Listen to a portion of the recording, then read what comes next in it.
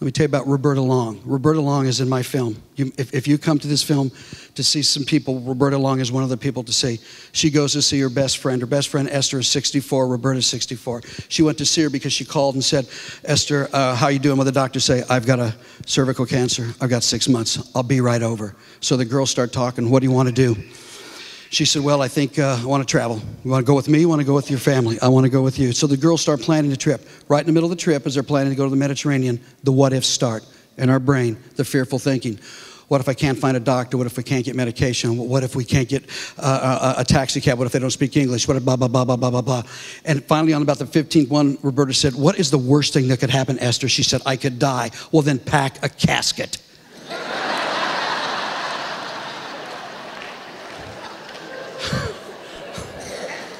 What a great friend. What a great friend. Because that's what humor does. What humor does is when we're surrounded in the darkness, when we are surrounded in the darkness, we need some light. We need to see some way to get through it. This is so David, I'm doing this right in front of you. I got one of my good buddies, one of my best buddies who's blind, and I'm talking about darkness and light. I'm highly embarrassed at this moment, David, but I know you appreciate the metaphor. I love sight gags. He just said, I love sight gags. And David, of course, I don't mean to embarrass you. I would, do that. But David, many of you know who David Westbrook is, who's sitting here in the front row, who is also in the film. And, oh boy, popular. If you think he's a rock star now, where do you see him? But David, I've talked to him briefly about this, and he's seen excerpts of the film. And but that's it. I can't believe I just said that. David's heard excerpts of the film, but this analogy that I love is this: we all have the darkness in our lives, and even though if you're blind, we need some lightness in there. We need some lightness, not just light, but lightness. That's what humor does. Just for a moment, it brings some lightness, so we're not paralyzed by the fear. And that's what Roberta knew, and she knew that with her friend. She knew that. I had to snap her out of it. So let's go back to the book on death. See, you guys think I'm all over the place, and I'm not. So I'm going to let you be the judge. These are some stories I heard. I don't know where this comes from people. I don't know how people can conceive these things, how something happened. Allison is in 12 days is with her father in hospice. Her sister wasn't around. I don't know why. That's not an important part of the story. But Allison is there for 12 days. She calls her sister and said, you must come and help. Please help. I'm exhausted. So her sister Sybil comes for 1 hour. Then she calls Allison and goes, you got to come back. Dad's not doing very good. She comes back. Within an hour, their father dies. The two girls are sitting in their empty room just staring at the bed. And Allison, the one that's been there for 12 days, starts laughing. And Sybil goes, what is so funny? And she goes, Dad did a lot better when he was with me. I'll tell you that.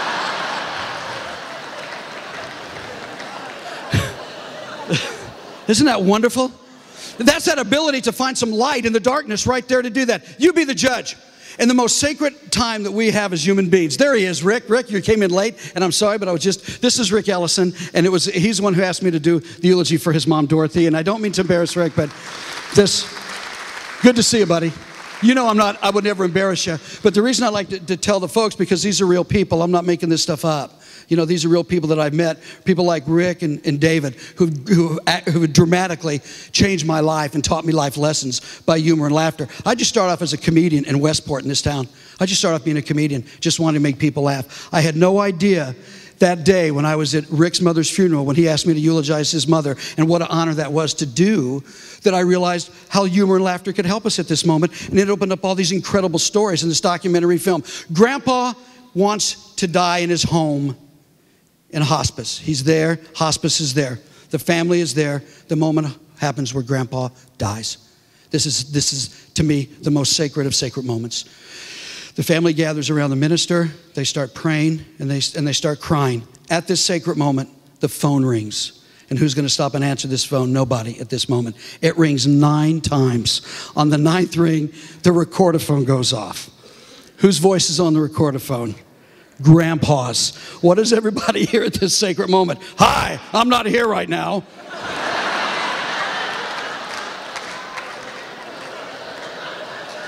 Funny? Yeah.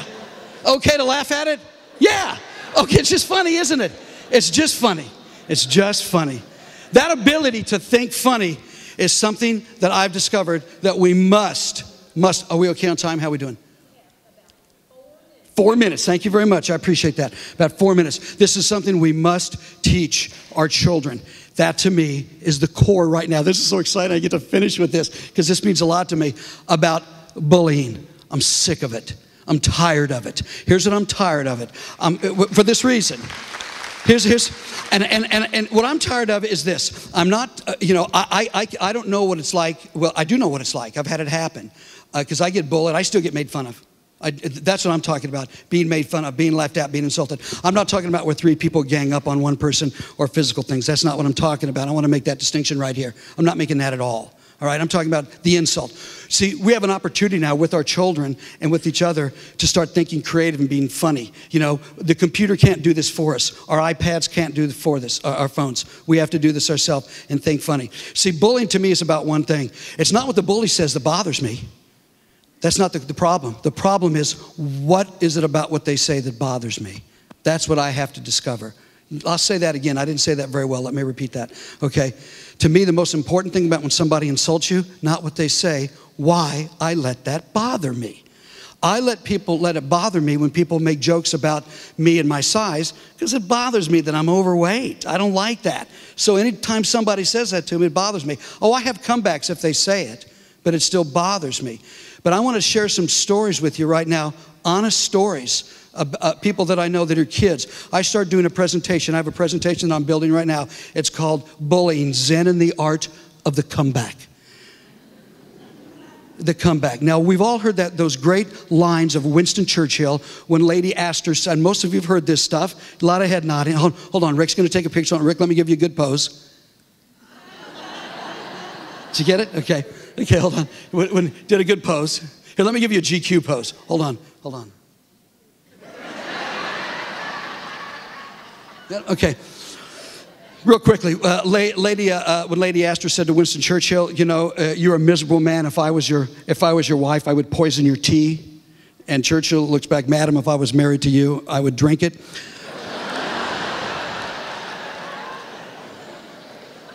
One of the ones I just loved was, I forgot. Who was anybody remember who the president was who had very few words? And boy, do we miss that president. I believe it was Grover Cleveland. Was Calvin Coolidge. Yes, thank you, Calvin Coolidge. Very few words. And Gene, you may have heard this. Calvin Coolidge, well, a woman came up to him and said, I have a bet that I can make you say more than 3 words. And he looked at her and said, you lose.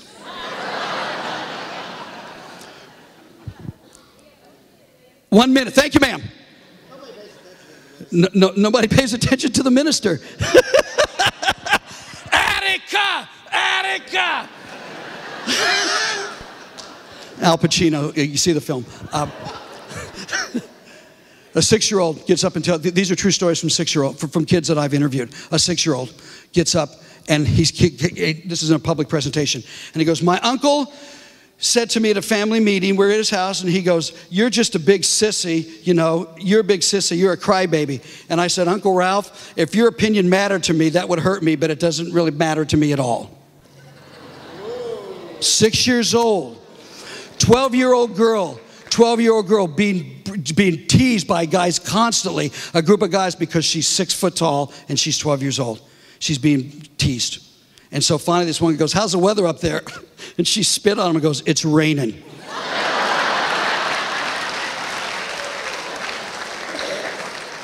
This ability that we have to think funny, to bring humor into the darkness, and to bring lightness to it, whether it's visual light or the lightness of the load or the heaviness of it, is very spiritual. That's why I'm thrilled to be a part of today, of Humor Sunday. It's very spiritual if we will think that way.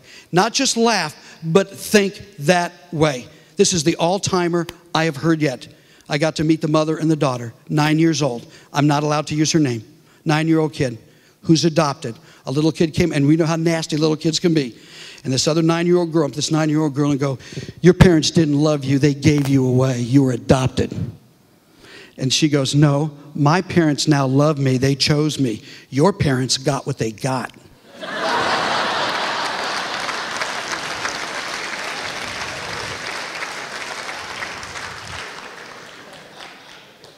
Think funny, not just laugh. Thank you.